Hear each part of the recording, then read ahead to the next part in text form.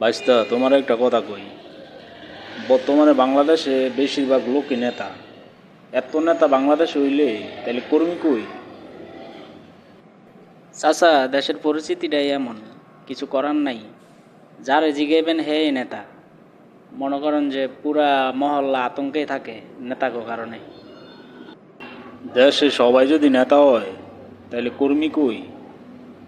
সমস্যা হইল কিছু পাওয়া যায় না। অমুক ভাইয়ের লোক, তমুক ভাইয়ের লোক, এই জন্য কিছু বলি না, শুধু দেখতে থাই। চাচা, কিছু করার নাই।